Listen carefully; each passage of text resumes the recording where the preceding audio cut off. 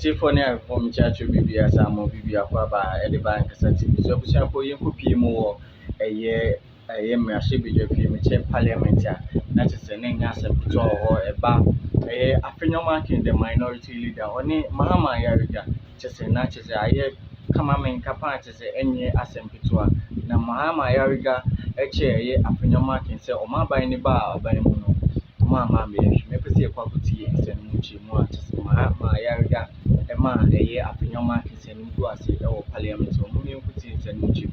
Subscribe to my channel, like it, and what doing book comment section or come. We do be as a cover the account there.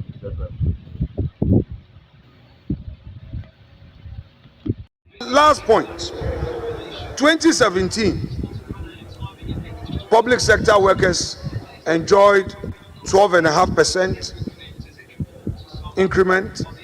2018, 11%, 2020, 15%, 2021, there was a 4% plus interim premium of 15%, 2022, there was 15% COLA on base salary, 2023, 30%, 2024, 23% between January and June, and then July to December was 25%. We have just had a paltry increment of 10%. The leader of government business must take note of this and inform His Excellency the President that these are the numbers he came to meet. The ordinary Ghanaian worker has a higher expectation in this 133 24-hour research economy.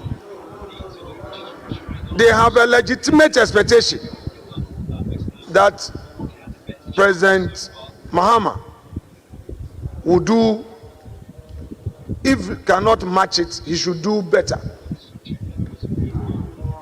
Mr. Speaker, the 10% is unacceptable.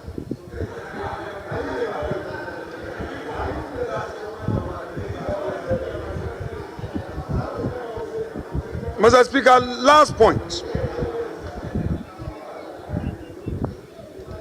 The last point before I resume my seat.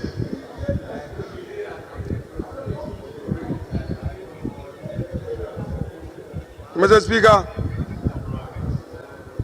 there are concerns about termination of appointments, and it's a matter that we are all expressing our reservations on. The government spokesperson is quoted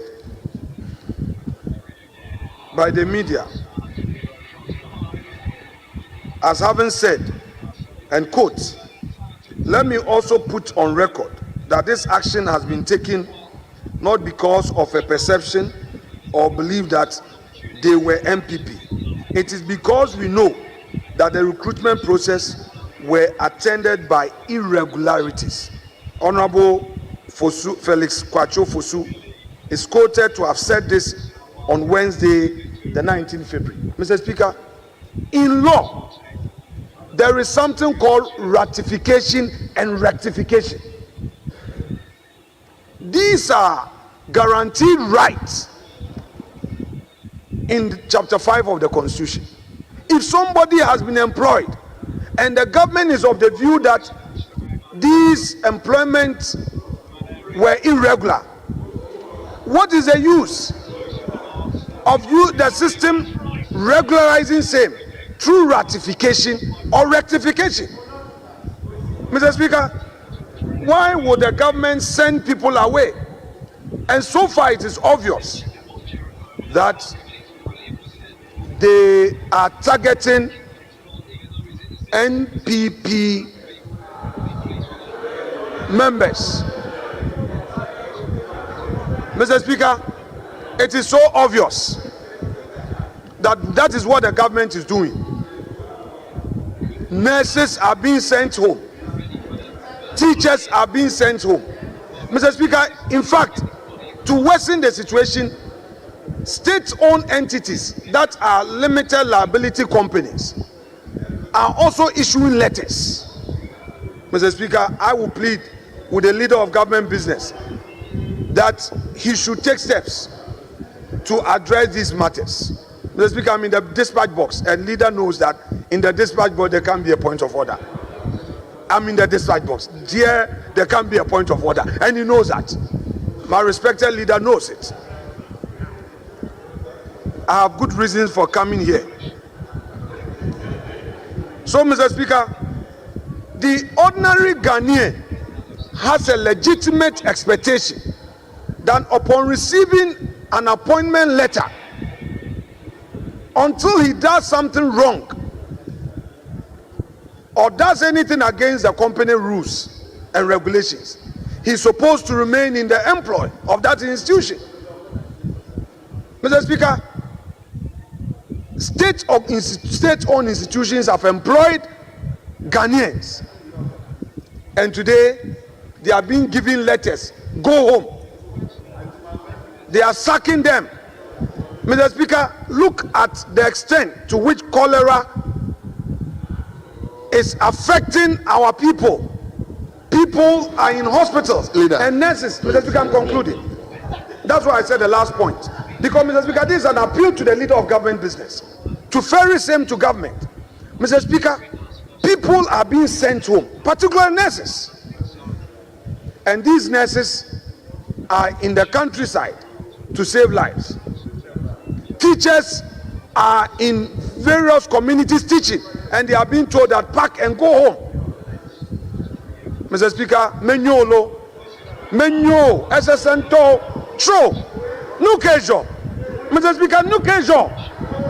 Na Ghana, the view employment, na sack, no kejo, true. Mr. Speaker, true. Mr. Speaker, in other words, I'm saying that then ekosui aden obi enjuma mo pamo mo true. Mr. Speaker, menyo meet the kukuna government employ the people back. Mr. Speaker, meet the kuku now. Thank you. Mr. Speaker, thank you. Thank you very much.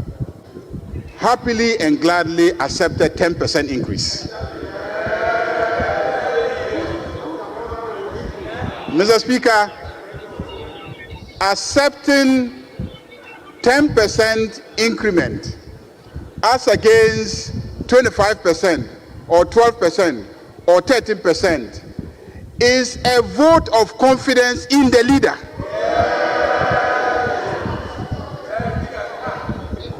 Because they are confident that President John Dramani Mahama, when he collects the public money, taxes, he will not be flying aircraft and bathing in the air. That he will not be engaging in profligate spending. He will not be engaging in wasteful spending. And because they are confident that President John Dramani Mahama is going to make good use of the public money. Leader, you're also going there. I hope you wouldn't throw the lie. Mr. Speaker, he says that once you are standing here, you cannot be heckled. More or less. And yes. so you can stand here and take advantage and say whatever you want.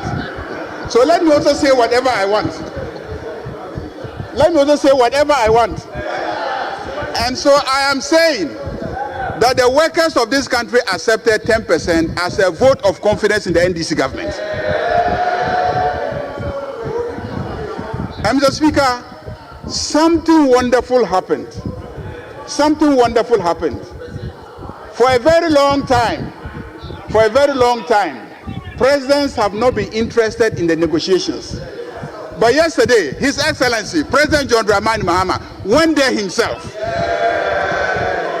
in solidarity with the workers of this country, because he identifies himself with the workers of this country. Mr. Speaker, that is why they accepted the 10%. They are confident that the President John Dramani Mahama will